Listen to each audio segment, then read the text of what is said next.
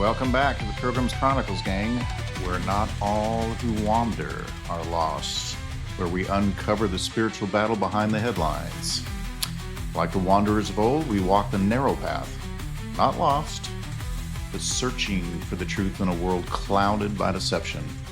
We are pilgrims journeying through the fog of war, seeking clarity where others see only shadow or nothing at all. For did you not know we too are stewards, tasked with standing watch, guarding the truth and resisting the tide of deception that seeks to drown the world in falsehood? And so this week, on our Friday night at 8 p.m. Central Standard Time, a regular podcast released every Friday, this week, the world is buzzing about Dogecoin, shifting power structures and digital surveillance. But here's the question: are these just financial and political stories, or do they reveal something deeper? Is this related to the rebellious sons of God moving through their chess pieces? I think it is. So let's dig right in here into story one, Dogecoin Mania, spiritual conditioning through financial hype. Dogecoin is everywhere again. From Grayscale launching a Dogecoin trust to memecoin, ETFs flooding the market. On the surface, it looks like harmless fun and speculation, but if you step back and you see a pattern, the normalization of decentralized digital assets. I mean, it seems unavoidable at this point. Somebody's going to have some sort of finalized digital currency. The rebellious sons of God, those who fell and now manipulate the world, have always used technology and commerce to reshape society.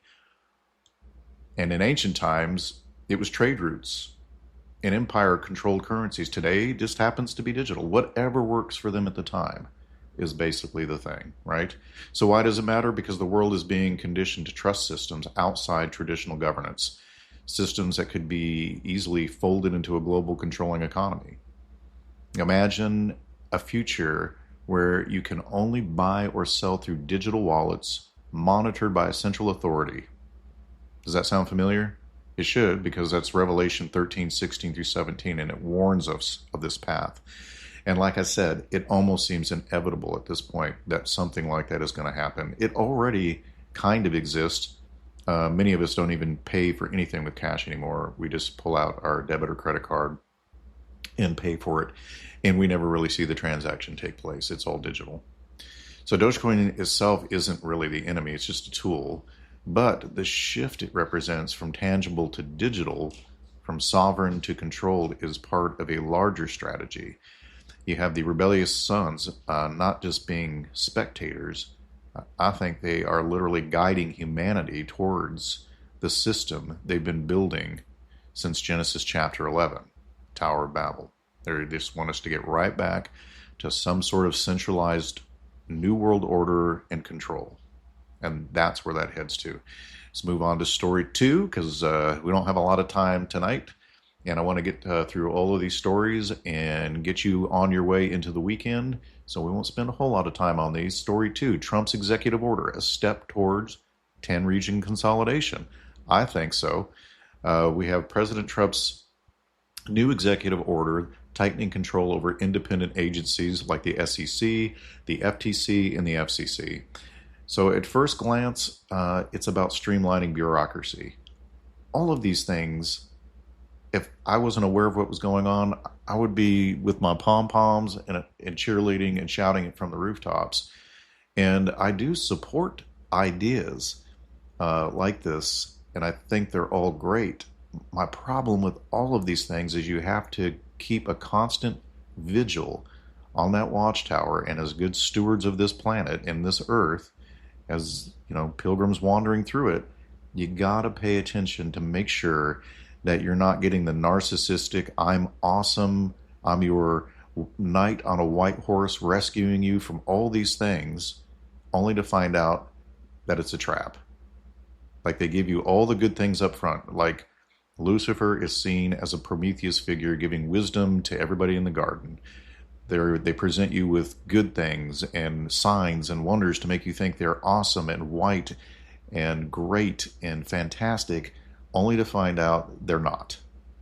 So all I'm saying is be very cautious with all of this, because it could turn to be the snake that Trump always uses in his story that bites you in the end, because you know all along, really, that it was a snake. Too good to be true.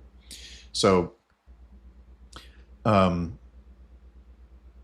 through the lens of what we cover all the time, which is the seed war that's been going on since humanity, the younger brother and the older brother, the rebellious sons of God, have been fighting, the ones that don't like us.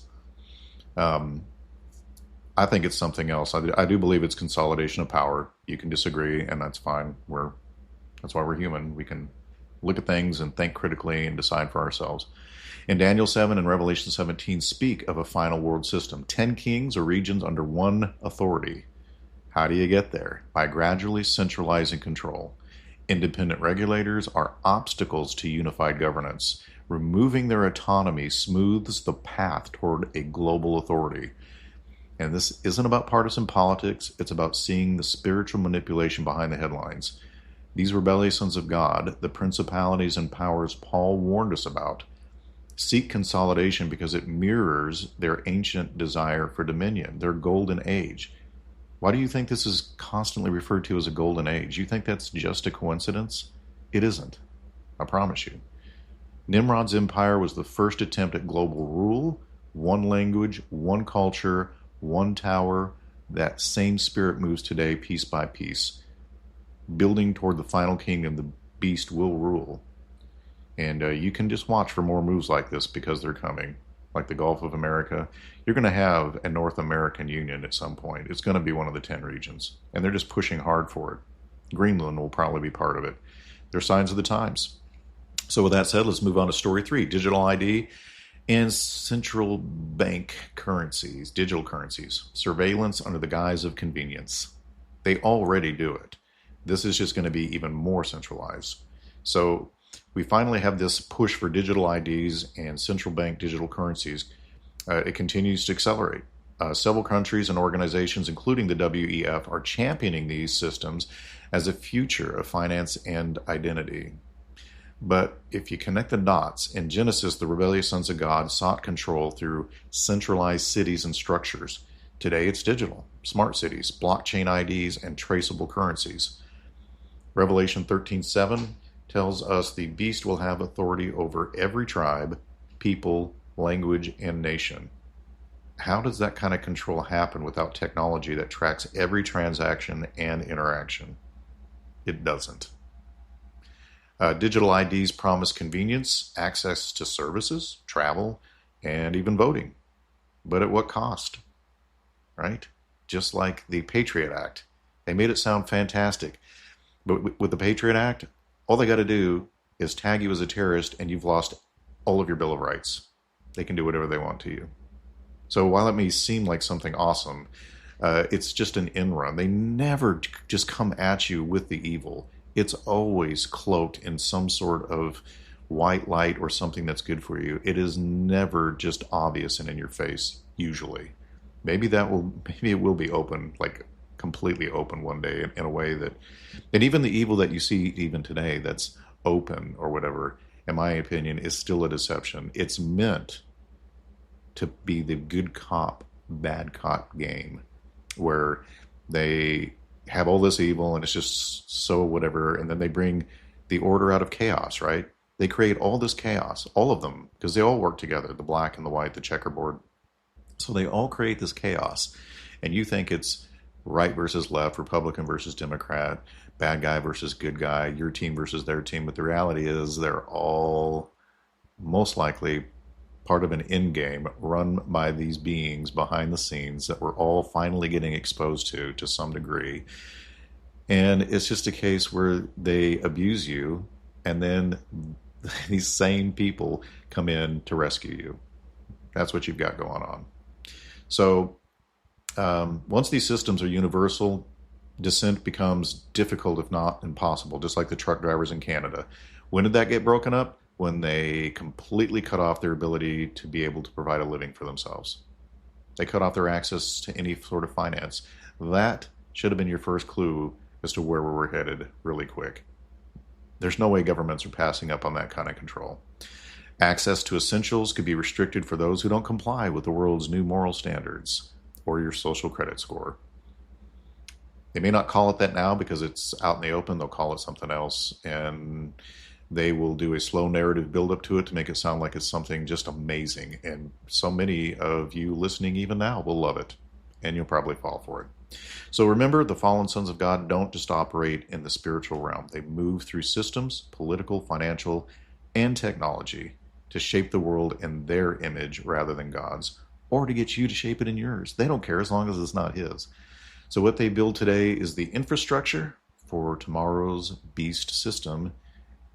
I'm just saying, don't fall for it. Let's be good stewards. You know, like I said at the outro, I'm going to make that my theme, I think. Not all who wander are lost. So there you have it. Dogecoin, executive power shifts, and digital IDs. These three stories that on the surface seem disconnected, they're very deeply intertwined in the ongoing seed war that we cover. The world sees finance and politics. We here see ancient powers moving toward their final stand. So while that's happening, what can you do? Stay vigilant, stay grounded in truth, and remember, we're not just watching history unfold, we're living in the final chapters of an ongoing war.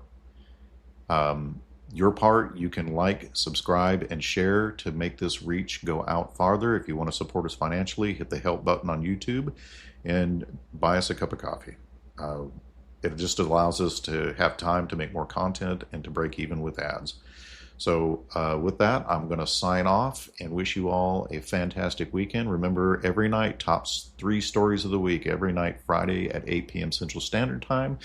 And Monday at 8 a.m. Central Standard Time, we do our long-form story. This coming week, this particular Monday, I'm debating on whether to cover... I've got 3 stories coming up. I want to do a story about what happened to Egypt after their leader and the primary portions of their armies were destroyed by the waters and Moses. Next, I want to do a story on Atlantis. I might have to do that in 2 parts because there's lots of information on it. And then third, I'm afraid I'm going to have to cover this whole... in fact, I might do it this particular Monday if you want to stay tuned. I want to cover this whole, we're in this little season of Satan because it keeps cropping up everywhere. And I just want to deal with the most common arguments for it. And I don't want to be argumentative or hateful or anything like that. I'm just going to look at what they're saying, and then I'm going to compare it to what Scripture says and what their most common arguments are. And I'll even put their rebuttals to what I would argue, because I've seen those too, and just handle it properly, and so that we take the full counsel of Scripture against it, so that we can see that it is not an accurate portrayal of what's going on in history. There are definitely strange things going on in history, like Tartaria and timelines and things of this nature. But I don't think it has anything to do with the fact that they claim that the millennial kingdom has already come and gone and we're in Satan's little season. So we'll deal with that this Monday. In the meantime, I'm going to play you out with some new music that I've been working on for the podcast. If you like it, let me know. If you don't, I'll come up with something new. Have a great weekend. And Pilgrim's Grey Chronicles signing off.